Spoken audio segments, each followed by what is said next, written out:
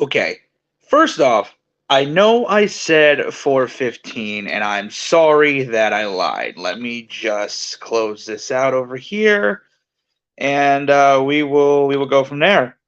However, I do apologize. I know I said 4:15 p.m. I know, but I didn't get home until late from work, and I deeply, deeply apologize for that. So please, please, please, please, I beg of you, do not yell at me. I'm just going to share this real quick over on our Facebook, and we'll go from there. Just give me one quick second. Now, the WWE 2023 draft. I know a lot of you are feeling indifferent about it. However, a lot of you are.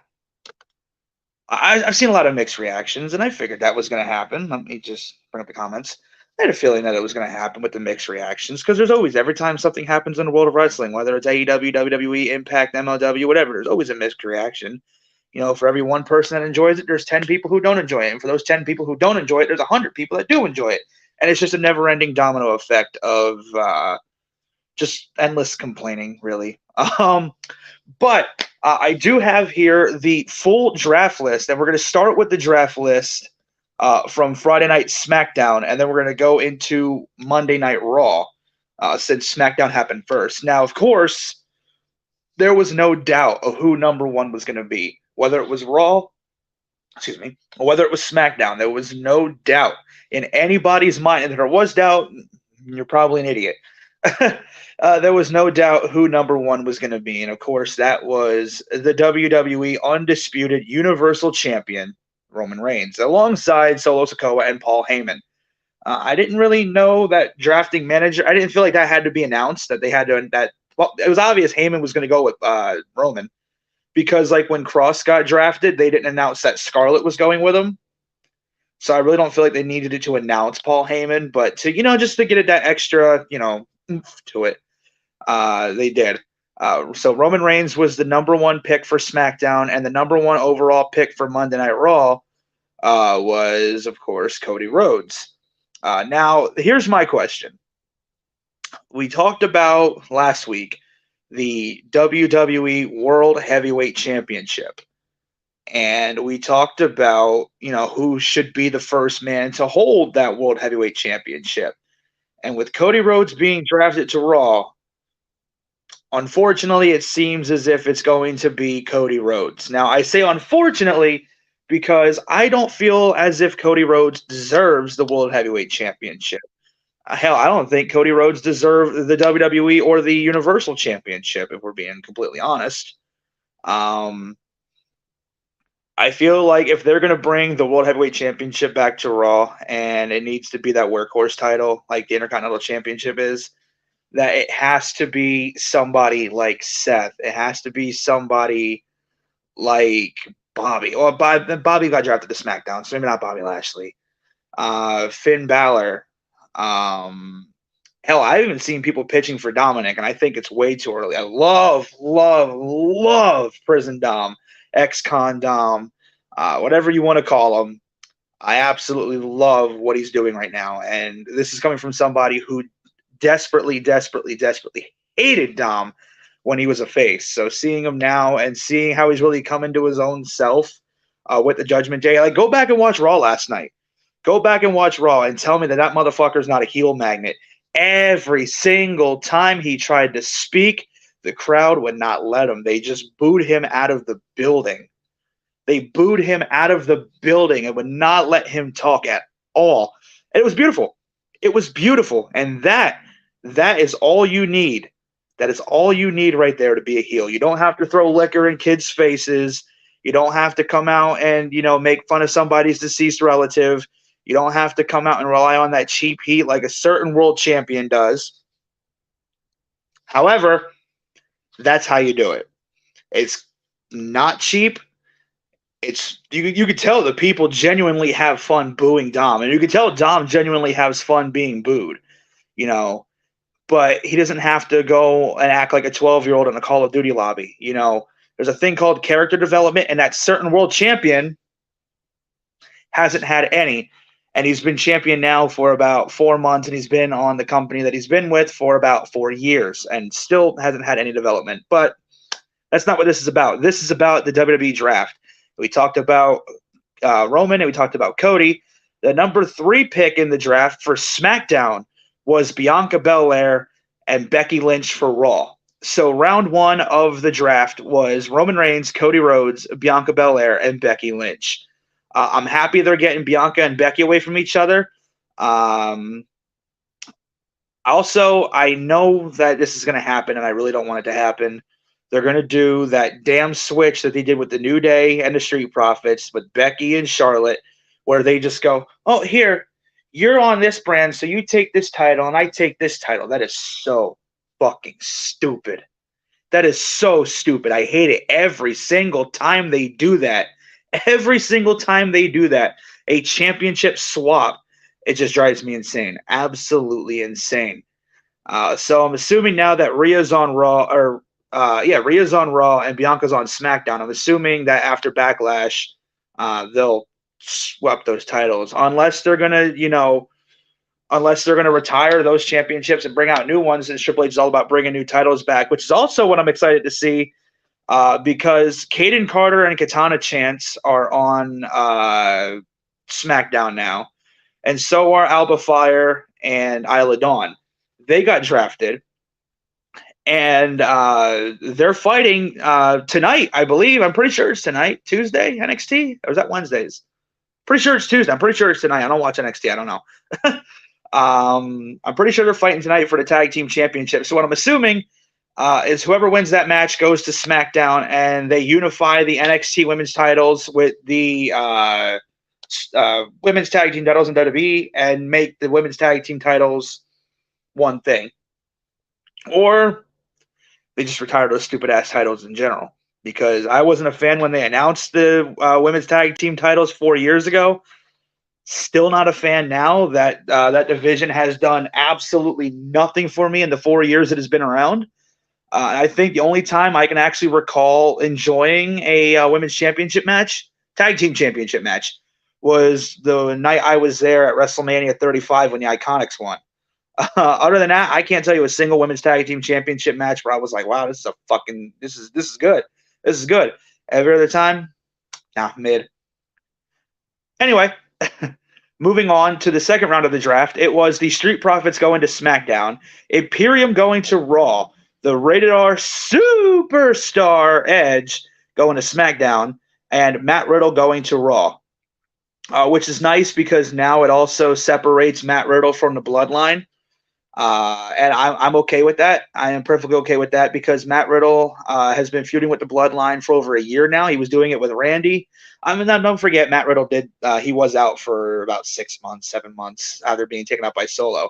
So, it is good that they're getting their closure at Backlash, and then after that, they're going to be splitting away from the Bloodline. So I'm very happy to see that Riddle is going to be doing his own thing, and the Bloodline is going to be doing their own thing. And then we move on to the next round, where it was Bobby Lashley going to SmackDown, Drew McIntyre coming to Raw, the OC going to SmackDown, and before I finish it, I'll finish it in a minute, going to Raw. And before I go any further, shame on the WWE. Shame on Michael Cole, shame on Wade Barrett, shame on the WWE, and shame on the WWE Universe for not reacting bigger to the fact that AJ fucking Styles came back on SmackDown. And nobody fucking cared.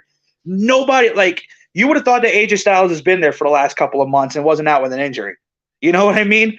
You would have thought that AJ Styles, he was just there, The OC's music hit, and when I seen AJ Styles, I lost my fucking mind. I was so happy to see him back after his injury. I believe it was his ankle. I'm pretty sure he broke his ankle. I was just talking earlier that day saying, I hope AJ comes back soon. I hope he gets cleared. I want to see him back. And when he came back, the crowd reacted just like, okay, there's AJ Styles. That's cool. Michael Cole reacted like fucking Madcap Moss came out. Or I don't even know. It was so underwhelming. The fact that AJ Styles was back, there's been returns like Tegan Nox, okay? Who the fuck is Tegan Nox over AJ Styles? She got a bigger reaction on SmackDown when she came back a few months ago than AJ Styles did. Michael Cole acted like it was the second coming of Christ the way he screamed for her. And then AJ Styles comes out and it's just, oh, look, the phenomenal one. AJ Styles is here. What the fuck? Are you fucking kidding me? Dude, AJ Styles, the phenomenal one, two-time WWE champion, United States champion, Intercontinental champion, IWGP champion, Impact champion, Impact Legends champion, Impact Tag Team champion. Like, are you fucking kidding me? Tegan Nox got a bigger reaction than AJ Styles? That's a shame. Shame on you, WWE, for not making that feel like a bigger deal. Shame on the announce team for just going, oh, look, AJ Styles is back. Shame on you guys. And shame on the crowd for not reacting and actually giving a shit that somebody came back from injury. Because that should have been a bigger deal than what it was. Now, I get it. You know, the OC's music hit, and it's like, okay, now if you haven't been watching in a while, you wouldn't think nothing of it. You wouldn't have thought, oh my God, there's AJ Styles. Holy crap, oh my God, it's AJ Styles. No. If you haven't been watching in a while, you would just think, okay, it's AJ Styles. And that's what it felt like. That's really what it felt like. So I'm very upset with how they presented the phenomenal one. They made him look like a phenomenal douchebag by not hyping up his, like, maybe not hyping up his return, but hyping up the fact that, oh my God, he's back, he's back, he's back. AJ Styles is back on SmackDown, the house that AJ Styles built. Go back to 2016. Go back to when AJ Styles and John Cena fought. Go back to when AJ Styles won the WWE Championship. All right? I want you to go back and I want you to watch those matches. And I want you to tell me that SmackDown back in 2016 was not the house that AJ Styles built. I'll laugh in your fucking face. AJ Styles every single week was putting out consistent bangers with Dean Ambrose, Shinsuke Nakamura, John Cena. Hell, he even got a decent fucking match out of James Ellsworth. And guess who can't get a decent match out of James Ellsworth? Anybody else, because James Ellsworth is mid. He's below mid. James Ellsworth is bottom tier, like bottom of the dumpster tier. So yeah, big shame on WWE for not presenting that in a bigger way than they should have. And then for the final round on SmackDown, it was Damage Control going to SmackDown, Shinsuke Nakamura going to Raw, and it seems like he's going to be having a feud with The Miz. Isla Dawn and Alba Fire, or Alba Fire. I'm pretty sure it's Alba, but I don't fucking know. Kaylee Ray, for those who don't know who the fuck Alba Fire is, that name sounds familiar. NXT Women's Tag Team Champions Alba Fire and Isla Dawn have gone to SmackDown, and the NXT Women's Champion Indy Hartwell goes to Raw. Now, here's my thing. Indy Hartwell just won that title. Alba Fire and Isla Dawn just won those titles. And now what? You know what I mean? Like, Indy Hartwell's been in NXT she debuted in what, 2018, 2019? She's been down there for about 4 years. Finally gets her hand on singles gold, and now she's got to relinquish it already because she's on Raw. Now, they didn't say she had to relinquish it, but I'm assuming they're going to do something tonight with that where she does relinquish it, which is going to be real shitty because she just won the title WrestleMania weekend. Not even a month ago. Maybe a month ago. I'm pretty sure WrestleMania was 1 month ago today. Pretty sure that's what it was. But she's been champion a month, if we're lucky. And she's already got to relinquish the title. Same with Alba and Isla. They won the titles the same night she did. And they got to surrender their titles already.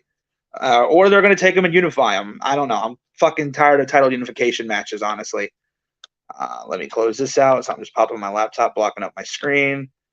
All right. And then these were the picks that were announced on Saturday morning after Friday night's draft. The Viking Raiders go to Raw. Now, the way this is worded, I'm assuming this is all Raw. The Viking Raiders, Candice LeRae, Dexter Lumis, Maximum Male Models, Apollo Crews, Natalia, Chelsea Green, Sonya Deville, Zoe Stark, and J.D. McDonough. J.D. McDonough, the dude who's fucking constantly in big head mode. Right. Or as Kevin Owens calls him, J.D. McDon't Google me. And if you don't want to know some shit about J.D. McDonough, don't Google him. Or if you do, and you want to find out some shit, then go for it. But read at your own risk. And then for the supplemental draft for SmackDown, They got Hit Row and Lacey Evans. Bottom of the barrel, if you ask me. Lacey Evans has been mid her entire career, and Hit Row without swerve, like I said, shit row. That's really what it comes down to. And then the free agents afterwards are Omos with MVP, Mustafa Ali, Dolph Ziggler, and Von Wagner. Because who the fuck wants Von Wagner? NXT probably didn't want Von Wagner, but Vince seen the big bastard and said, "Oh, let's sign that guy." I don't know. I've never cared for Von Wagner. I thought when he debuted, the best thing he's ever did was that meme where he goes, "Come Tuesday." That's it. That's the only thing. That is the only thing that he's done that's been memorable. Von Wagner sucks. That's really what it comes down to, man. Von Wagner is like there's mid, and then there's Von Wagner, and then there's James Ellsworth. I'll put him above James Ellsworth, but he's not that much higher. And then we go here to Monday Night Raw. This was last night, and the first pick for Monday Night Raw last night was Rhea Ripley, which I'm assuming now she's the Raw Women's Champion, and Bianca's going to be the SmackDown Women's Champion, which means they have to do that stupid fucking title swap. But yeah, this has her listed as the Raw Women's Champion, but she's still listed as the SmackDown Women's Champion, so we'll see what happens there. And then, so the first round on Raw was Rhea Ripley, United States Champion Austin Theory going to SmackDown, Seth friggin' Rollins going to Raw, and Charlotte Flair on SmackDown. Yeah, that's a strong opener. I'm very, very happy with that. It just leads me to believe that Charlotte is going to be the one to take the title off of Bianca. And I really, really, really don't want to sit through another Charlotte Flair championship reign. But at the same time, I really want to see somebody beat Bianca. Now, this isn't a slight against Bianca Belair, not one bit. I think she's fucking fantastic. But the last couple of months, something's been missing. And what's missing is a heel turn. Bianca Belair and down in NXT was a fantastic heel. And she's been a great babyface. No questions asked about it. Ever since she debuted and she won a championship from Sasha, she's been a fantastic babyface. Her championship chase to get the women's championship from Sasha, to get it from Becky, it has been fucking amazing. Don't get me wrong, I'm not knocking her. But I remember going back to Raw 30 back in January, and it was her and Charlotte in the ring, and then Sonya Deville came out, and now and you can't blame this all on Sonya. The crowd was just not interested in Bianca and Sonya at all. And again, it's not really all on Bianca, and that's not really all on Sonya. But I do feel that Bianca Belair needs something special. If she's going to keep that championship, she's got to turn heel. I love face Bianca. Baby face Bianca, she's been a fucking machine for the last 2 years, 3 years almost. But something needs to change, and she needs a desperate, desperate change. And if losing that championship to Charlotte is going to get us that heel Bianca, so be it. I really don't want it to be Charlotte Flair. I can tell you that right now. I really don't want it to be Charlotte Flair. I want it to be anybody but Charlotte Flair. Hell, pick somebody out of the fucking crowd. I don't care. I don't want to see another Charlotte championship reign, but at the same time, I really want to see somebody take that championship from Bianca, because it's getting stale. And it pains me to say, I hate when I have to say that. It's getting stale. Just like, unfortunately, there seems to be a babyface problem in the WWE, because it seems like the chase to the championship is always more important for them than them winning the championship. Because Sami Zayn and Kevin Owens are the undisputed champions, the tag team champions. I don't care. I've been waiting, hoping that somebody would take the titles off the Usos. And I'm glad it was Sami Zayn and Kevin. I'm glad it was. But at the same time, ever since they won those championships, it's only been a month. That can change. They really haven't done anything for me. And it hurts to say. I think that the Usos should still be champion. As much as I wanted them to lose the titles, I still feel the Usos should be champion, because there's just nothing going on with Sami and Kevin that even remotely interests me. But again, it's only been a month. That could change. And speaking of the Undisputed Tag Team Champions, the number one pick for round 2 on Monday was Kevin Owens and Sami Zayn. Now, that means they are exclusive to Monday Night Raw, which means they have to split those titles. They have to do something where they split those titles. I'm tired of it. I've been tired of unified champions, and I hope that they split these fucking titles because I'm tired of seeing Kevin Owens and Sami Zayn with the titles. And now they're only exclusive to one brand. The Usos held the titles for, 2 years? And now Sami and Kevin have it. And I want to see the title split. I want to see the Raw titles on Raw, the SmackDown titles on SmackDown. It's not really a tough concept to grasp. But it is the WWE, so maybe critical thinking isn't their best bet, isn't their best suit. But yeah, they kick off round one. And then, of course, the second pick was the Usos. And then the third pick going to Raw was the Judgment Day, which means the Judgment Day and Rhea Ripley stay together, which is nice. I'm happy for that. And of course, the LWO goes to SmackDown, which I'm thankful for because I'm tired of seeing the LWO. Listen, if L does not stand for Latino in the LWO, it stands for loser because they have lost every single fucking match since they've come together. I think the only one who's won a match is Ray so far since the LWO came together. And don't get me wrong, I love Santos, I love Joaquin Wilde, and I love Cruz del Toro, and I love Zelina Vega, and I love Ray. But they've been taking L after L after L after L after L. That doesn't stand for Latino no more. It stands for loser, losing, lost. They ain't done shit. They ain't done shit. So hopefully that changes. Hopefully that changes. And now that they're separated from the Judgment Day, hopefully the LWO can start picking up some wins and start climbing up the ranks on SmackDown. Because the Judgment Day has just been fucking giving it to them the last couple of weeks. Judgment Day has just really been hammering it home. That the LWO is there to just do one thing, and that is to take the L. Then the next round was, let's scroll down here. The next round was Women's Tag Team Champions Liv Morgan and Raquel Rodriguez. Mid. Asuka, The New Day, and the Brawling Brutes. Asuka, I'm very excited to see on SmackDown. And another thing, that if Charlotte does win that championship back from Bianca, if anybody's going to beat her for it, it should be Asuka. Because one, I have been waiting for an Asuka singles championship run for about 4 years now, 5 years. I think the last time Asuka held a singles championship was back in 2020, and I don't remember what she even did with it. Her last actual reign was, I don't even know. I can't even tell you the last time Asuka actually held a singles championship and it actually meant something. And that's sad. That is sad because Asuka is one of the fucking best. Asuka is easily one of the best they have on that roster. So hopefully I can see Asuka take that championship from Charlotte if Charlotte's the one who wins it, where she can take it from Bianca.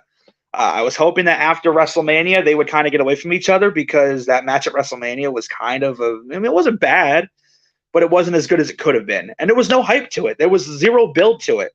Much like this match, Io and Bianca and Rhea versus Zelina. I mean, Rhea and Zelina's had some build to it.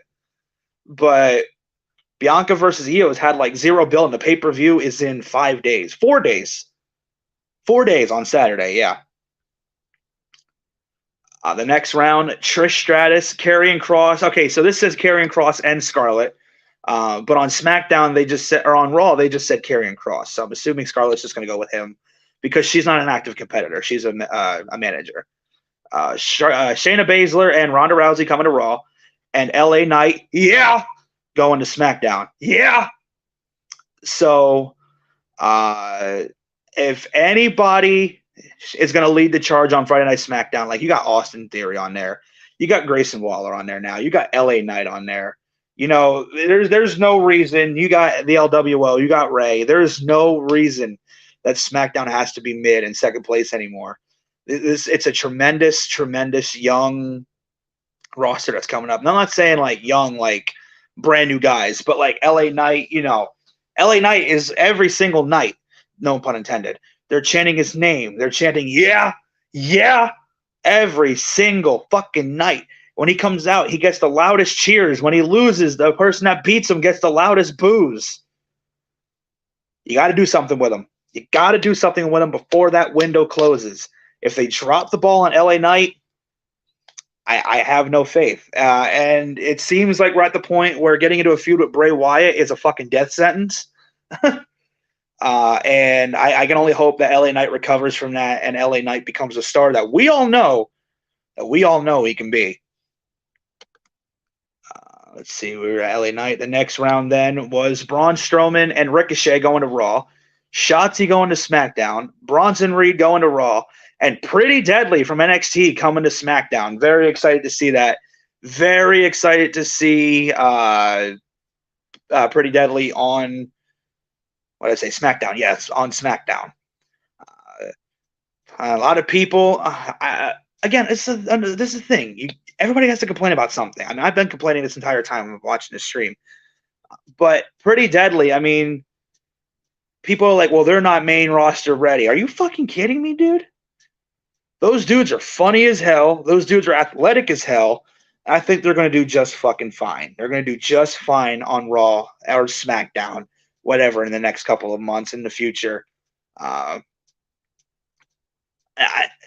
feel like if anybody's going to take those titles, if they decide to split the championships again and do the Raw tag team titles and the SmackDown tag team titles, let Sami and Kevin keep the Raw titles and have a tournament for the SmackDown titles. And the winners of that tournament should be Pretty Deadly. And then the final round, we have Otis and Chad Gable going to Raw, Rick Boogs coming to SmackDown, Katana Chance and Kaden Carter going to Raw, and Cameron Grimes going to SmackDown. So I'm very excited to see that Cameron Grimes is getting a call-up as well as Katana Chance and Kaden Carter. Very excited to see them getting that call-up.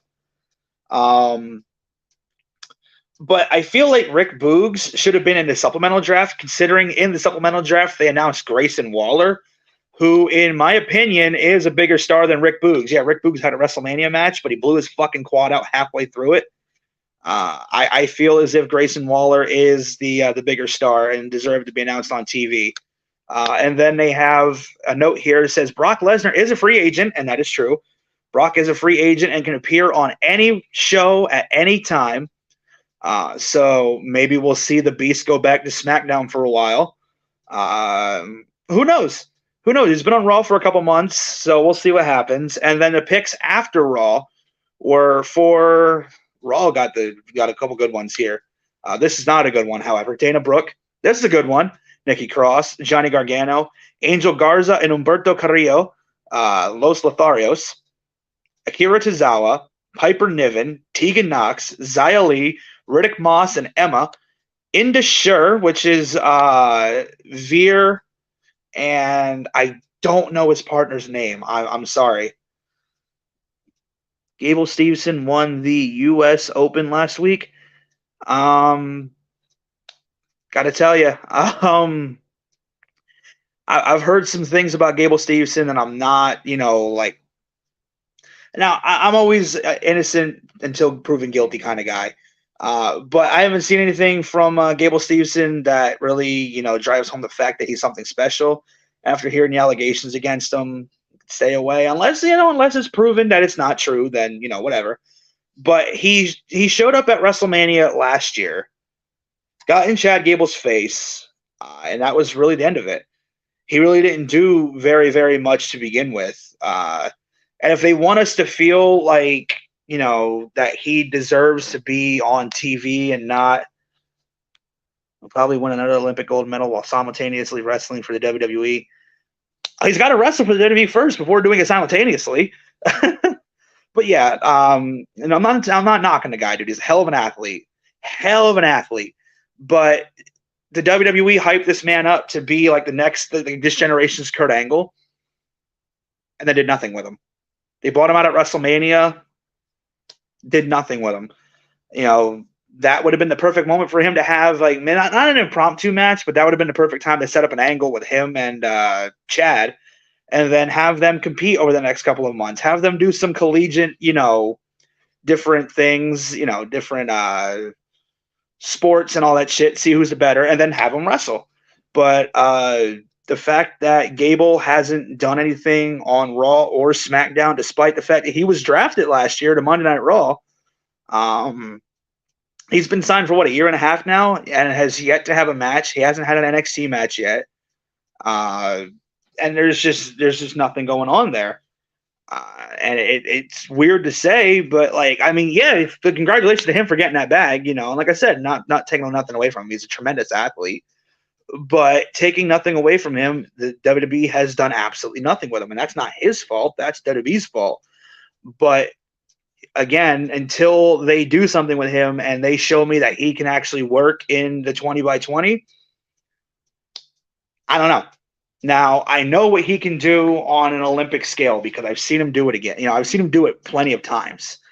You know, he's done so much stuff on an Olympic grand scale, but the Olympics and the WWE are two different things. Yeah, sure, you can win an Olympic gold medal. Like and subscribe. Thank you. Thank you very much, Valiant Thor. Thank you very much. When I'm done with this, I'll give you a sub as well. Thank you very much. Greatly appreciate it.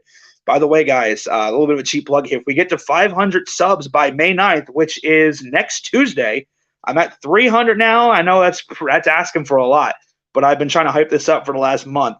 If we get to 500 by May 9th, which is your boy's birthday, we're doing a giveaway, and it's going to be a very, very special giveaway. Now, if you guys want to get in on that, all you got to do is share, share, share. Greatly appreciate it. Watching from... That's a lot of big words. That's a lot of big words for somebody with a PA education. I can tell you that much. I'm going to try to Los Alamos National Library Isotope Production Facility. That is awesome. That is awesome.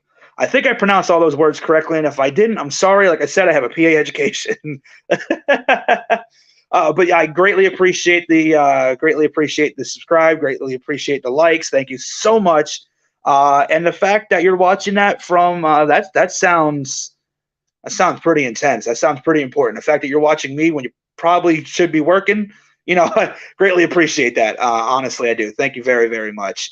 But yeah, like I said, you know, Gable Steveson, until I can see what he does in the 20x20 ring, I can't really comment. You know, like I said, I can see what he do. I can see what he can do on an Olympic level, and hopefully he can incorporate that into his style, and hopefully he can, you know, make something special in the WWE. And I'm not saying that he could be the next world champion, but he can definitely prove that he is. You know, I mean, look at Kurt Angle. Kurt Angle debuted in 1999, and he was world champion by 2000.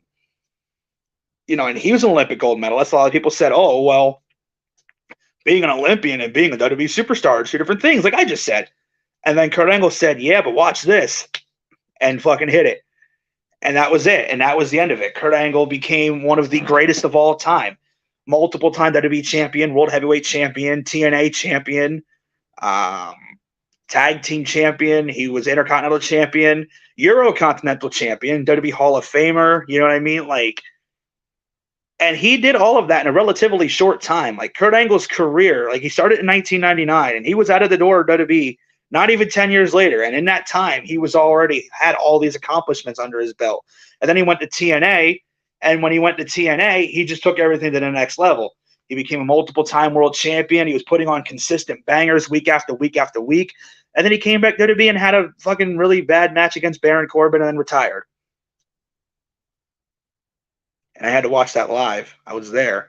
I was there that night. And let me tell you, when Corbin pinned Kurt Angle, the energy in that building, gone. But again, you know, that's the kind of career that Gable Steveson could have. But again, Gable Stevenson's a year into his WWE career and hasn't done anything. He hasn't been on TV. He was on TV twice. He was at WrestleMania 32, and he was on an episode of Raw, and that was it. That was it. That's absolutely insane. He's a year into his career and has appeared twice. Hasn't even wrestled yet. And this time, he's not even listed on this. He's not even listed on this. There's a list here, so we'll see what Gable Steveson does. Hopefully in the near future. All right, where was I? Yeah, Indusher or Idusher. I'm not 100% sure how to say their name. That was Veer and his partner. Don't know his name. Don't watch NXT. Odyssey Jones. He's from NXT. I know that much. I haven't seen much of his work. Again, like I said, I don't watch NXT. But I know that he's a big dude who can move. And I've heard nothing but good things about him. So I'm very excited to see what happens there. Tamina is somebody who I do know and thinks they're absolutely awful. They've been in WWE for, she debuted in what, 2008, 2009, 10?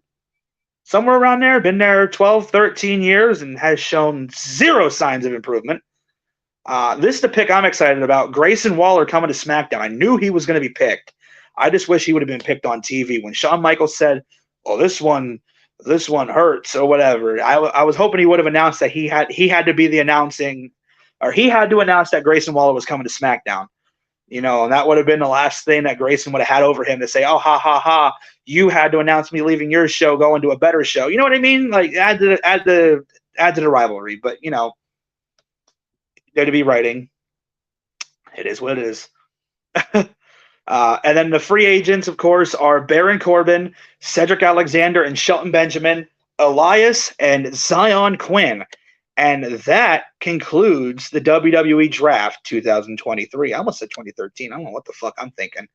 The WWE Draft 2023. So, in my honest opinion, SmackDown absolutely washes Monday Night Raw with the fact that they got Roman Reigns, Solo, the Usos. They got Grayson Waller. They got so many good call-ups from NXT. They got LA Knight. They got Shotzi. They got the Brawling Brutes. They got Asuka. They got Bianca. They got I already said the Usos. They got the LWO. They got so many good fucking talents on SmackDown. And again, they got Hit Row. Whatever. It's Hit Row. They got Damage Control. They got Bobby Lashley, Edge, the Street Profits. In my opinion, hell, AJ Styles. Talking about AJ Styles earlier. In my opinion, SmackDown absolutely washes Monday Night Raw with the draft. So, listen, I'm all about the future and I'm all about seeing what's next. And I'm very excited to see what WWE has planned. Hopefully, they don't drop the ball and fuck this up, because the last couple of drafts they had, get out of here, advertisement. We don't want no advertisements. The last couple of drafts that we had, hold on. There we go. They just never really did anything with it. The draft lasted for about 3 months, and then they said, you know what? You guys can go wherever you want. Go on Raw. Go on SmackDown. Only a handful of guys have stayed on brand. You know what I mean? Only a handful of guys. So hopefully now that the brands are split and they're bringing the World Heavyweight Championship back, hopefully that means the Universal Championship gets retired. Hopefully that means that, we see, maybe not like brand supremacy, but we see both shows put on, like back in the Ruthless Aggression era, we see both shows consistently put out great content every single week. And because that's something WWE desperately needs, to put out great content every single week. And I feel like they have not been able to do that. I mean, I'm not saying WWE's been bad, but it's been not that great. So we'll see what the future holds. And what does the future hold for the Wrestling All Day podcast? So I can tell you this. Next Tuesday, like I said, is your boy's birthday. So if you guys want to join me, I'll be over on Twitch, twitch.tv/BJ Tits and Pizza, 2 A's. Yes, that's my name on Twitch. Don't judge. I'm going to be streaming 2K23, probably playing a little bit of Fortnite, maybe a little bit of Gang Beast. I don't know exactly what I'm going to be playing yet, so make sure you guys check that out. We'll be celebrating my 26th birthday with your boy, the host of the Wrestling All Day podcast, Matty Smackdown. Thank you again, Valiant Thor, for the like and subscribe. Greatly appreciate it. A big shout out to our Patreon subscribers, Yang Badur. And again, I hope I'm saying your name right. I really do. Subscribing at our $1 tier. Our lowest tier is only $1 for Patreon, and it gets you a special shout out at the end of all of our videos, as well as a very special thank you note to you personally. So, with that in mind, I am Matty Smackdown, host of the Wrestling All Day podcast. We have a lot of content coming your way in the next couple of weeks. Ladies and gentlemen, it's not just all day, it's every day. I'll catch you for the next one. Make sure you check it out. My AXW video, my AXW highlight video coming this week as well. So make sure you guys check it out. I'll catch y'all for the next one. I'm out of here. Peace. I lied. It's not letting me end the broadcast. There we go.